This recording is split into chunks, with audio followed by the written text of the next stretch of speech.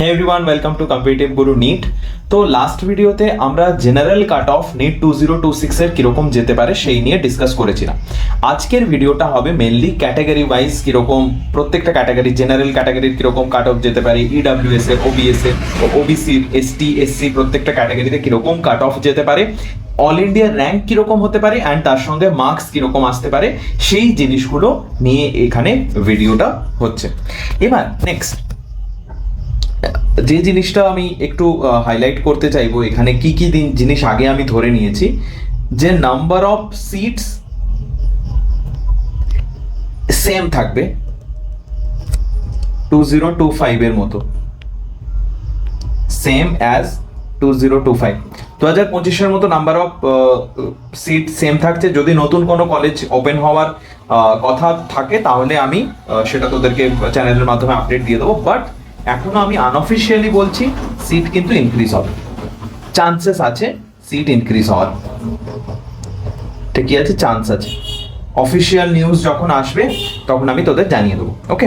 বা কোন কোন কলেজগুলো ওপেন হওয়ার চান্সেস আছে সেটা নিয়ে আমি একটা শর্ট ভিডিও তো চ্যানেলে আপলোড করে দেবো, তাহলে তোরা জানতে পারবি। তো এটা ধরে নিচ্ছি। আর কোয়েশ্চেন মডারেট, 2024-এর থেকে একটু কঠিন, বাট 2025-এর থেকে অনেক সহজ, but as same time lengthy. এই দুটো জিনিস ধরে নিয়েছি। তাহলে এইরকম দেখলে কাট অফ কিরকম আসার চান্স আছে।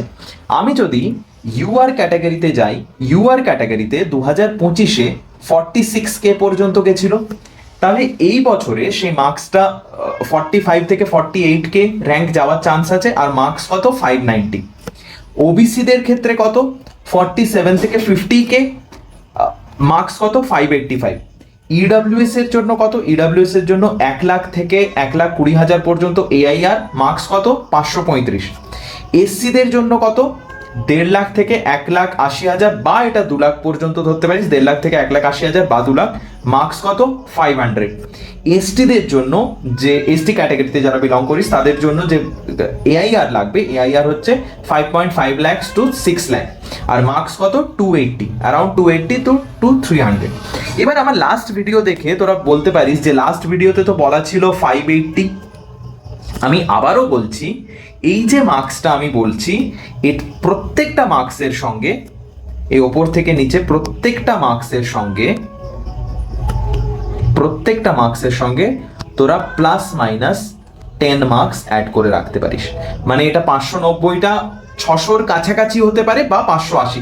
এবার এক্স্যাক্ট ফিগার কিসের উপর ডিপেন্ড করবে? তোদের ওয়েস্ট বেঙ্গলের রেজাল্ট কেমন হয়েছে, অল ইন্ডিয়া র্যাঙ্ক কেমন আসে, আর নাম্বার অফ সিটস, তাহলে সেটার উপর নির্ভর করবে।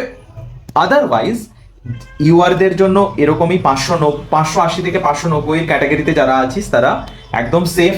ওবিসিদের জন্য 585, ইডাব্লিউএস এর জন্য 535 থেকে 540 এরকম ক্যাটাগরিতে, এসসিদের জন্য 500 থেকে 510, এসটিদের জন্য 280 থেকে 300 মার্কসের মধ্যে যারা আছিস তারা সেফ জোনে আছিস, এটাই তোদেরকে বলার ছিল। আর যা যা কোয়েরিজ থাকবে তোরা আমাদের পিন কমেন্টে হোয়াটসঅ্যাপ গ্রুপের লিঙ্ক দেওয়া থাকবে, ওই লিঙ্ক দিয়ে আমাদের গ্রুপে জয়েন কর, আমাদের সঙ্গে ওখানে ডিরেক্ট তোরা কথা বলতে পারিস, জিজ্ঞেস করতে পারিস, অ্যান্ড কন্ট্যাক্ট কর আমাদের সঙ্গে, যে কোনো কোয়েরিজ সলভ করার জন্য আমরা আছি তোদের সঙ্গে। ওকে, থ্যাংক ইউ।